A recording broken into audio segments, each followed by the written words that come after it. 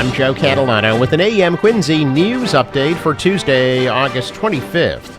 Firefighters battled a trailer home fire early this morning in Holbrook. Fire started at about midnight at 6 Medallion Road. The cause of the fire is still under investigation. A child was taken from the scene to the hospital with unspecified injuries.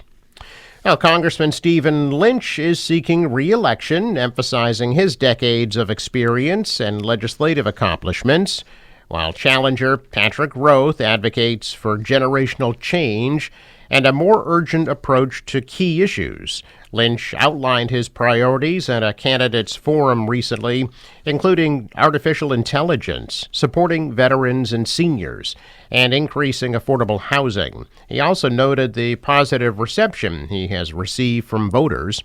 Patrick Roth, a lawyer and voting rights advocate, is challenging Lynch, emphasizing the need for new leadership. The 39-year-old Roth previously worked as an aide to former Governor Deval Patrick and is running against Lynch, who is 71. Roth criticized Lynch's moderate approach and pledged to take a more bold and urgent stance on key issues. He outlined his priorities, including affordable housing, accessible health care, campaign finance reform, and term limits for members of Congress. The primary election is scheduled for September 1st. Police arresting a man accused of attacking another man with a machete in Brockton during a fight over the repossession of a vehicle. Brockton police responded to Curve Street at about noon yesterday and found a 42-year-old man whose arm was severely lacerated. He was taken to Good Samaritan Medical Center to be treated. His condition is not known. Authorities determined a man had fled after attacking the victim with the machete during an altercation over the vehicle's repossession. Police didn't say whether that vehicle belonged to the victim or the attacker. Suspect, identified as 35-year-old Wonder Esteverne of Brockton, fled the area. State police later apprehended him and took him to the Brockton Police Department. Esteverne is charged with assault and battery with a dangerous weapon and multiple motor vehicle violations. The incident remains under investigation. Massachusetts health officials yesterday announcing the state's second human case of West Nile virus this year. The new patient was identified as a man in his 60s who was exposed in Middlesex County. That follows last week's announcement about a man in his 90s who also contracted the virus in Middlesex County. Citing the cases and the findings of the virus in mosquito samples, the state public health department said the risk level for the virus was elevated to high in Boston, Brookline, Cambridge, Everett, Newton, Somerville, and Watertown. To date, the state has reported 184 West Nile virus positive mosquito samples detected this year from Barnstable, Berkshire, Bristol, Dukes, Essex, Franklin, Hamden, Hampshire, Middlesex, Norfolk, Plymouth, Suffolk, and Worcester counties. Health officials are urging Massachusetts residents to apply insect repellent when outdoors, be aware of peak mosquito hours, and drain standing water to help prevent bites. While the West Nile virus can infect people of all ages, people over the age of 50 are at higher risk for severe disease. Most people bitten by infected mosquitoes experience no symptoms.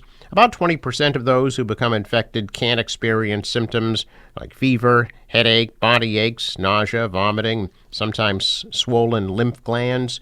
People may also develop a skin rash on the chest, stomach, and back. The biting bugs will be with us until the first hard frost of the season. Now, the testimony of a second rebuttal witness was abruptly put on hold yesterday afternoon after the judge said it strayed into inappropriate territory during the murder trial of Lindsay Clancy, the mother accused of strangling her 3 children in the family's Duxbury home in 2023.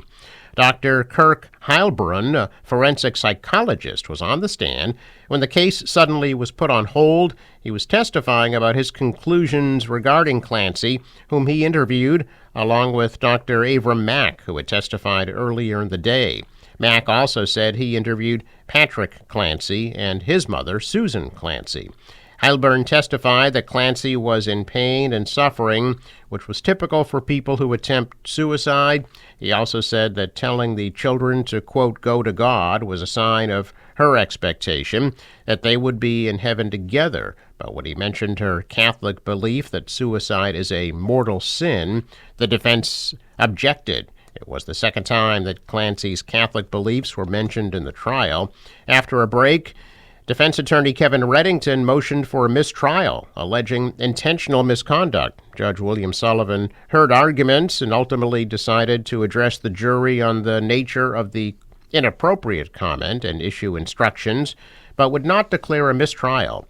Clancy's defense is arguing that she was not criminally responsible for the killings because she was suffering from postpartum psychosis. It is the burden of the prosecution to overcome the lack of criminal responsibility defense known as the insanity defense. According to Massachusetts guidance, the defendant must have retained the substantial capacity to appreciate the wrongfulness or criminality of their conduct and to conform their conducts to the requirements of the law in order to be found guilty. The rebuttal witnesses have focused on detailed testimony about her state of mind at the time of the killings. Well, family, friends, and fans proudly welcomed home Bridgewater's 12 American team yesterday. Following their historic Little League World Series run, police and firefighters escorted a parade of Jeeps carrying the team as more than 100 people waiting at Legion Field cheered on the New England regional champions. A heartwarming homecoming softened the blow after a heartache in Williamsport, Pennsylvania, where the team was eliminated from the tournament on Saturday, falling to Hamilton, Ohio, 10-0. The boys felt the love from back home as they played. Neighbors and friends threw watch parties glued to their screens. Among those celebrating the team were dozens of younger boys, and across the parking lot, a queue of youth football players who had just finished practice. The boys hoisted their trophy and proudly waved their banner, earned in their town's first ever Little League World Series appearance. Boys left the tournament with lessons far greater than baseball. Coach Joe Monbleur said the foundation of the team's success is their support system. The New England Aquarium spotted more than 2,000 animals during a recent flight over the Northeast Canyons and Seamount Marine National Monument. Scientists with the aquarium's Anderson Cabot Center for Ocean Life conducted an aerial survey on August 16th and saw 15 different marine species. They originally counted 1,800 dolphins across 4 species. Later, the team identified a sperm whale, humpback whale, and an endangered fin whale mother and calf. Scientists also documented manta rays, devil rays, Chilean devil rays, hammerhead sharks, and 11 whale sharks. Just outside of the monument, they saw an endangered blue whale and a small group of endangered fin whales feeding. Prior to this, the last time the aquarium flew over the monument was on July 13th. On that flight, they identified only 650 animals. The monument was created in 2016 and covers nearly 5,000 square miles. It's positioned 130 miles southeast of Cape Cod and contains 4 underwater mountains and 3 deep-sea canyons. In 2022, Anderson Cabot Center researchers released a study in conservation science and practice that used 180,000 sightings from the U.S. East Coast waters. That study demonstrated that the monument supports a diverse marine mammal community. Earlier this year, the Trump administration removed certain protections for the monument, allowing commercial fishing. A check of business news this morning, and stocks are mixed. The Dow was up 140 points. The Nasdaq dropped 200. The S&P fell 21. Asian stocks were mostly higher. The dollar rose. The euro was down. Oil at $90 a barrel. Sports, the Red Sox beat the Marlins in Miami 4-2 last night. The series continues tonight at 6:40. The National Weather Service forecast for today, partly sunny and a high of 80 degrees. Tonight, partly cloudy, a low 58. Tomorrow, mostly sunny, high of 83. Thursday, sun and clouds, high of 83. Some isolated showers and thunderstorms Friday, the high of 85. Marine forecast calling for 1 foot waves, west winds at 5 to 10 knots, at a high tide 10:20 a.m. Sunrise 6:02, sets at 7:29. I'm Joe Catalano with an AM Quincy news update for Tuesday, August 25th.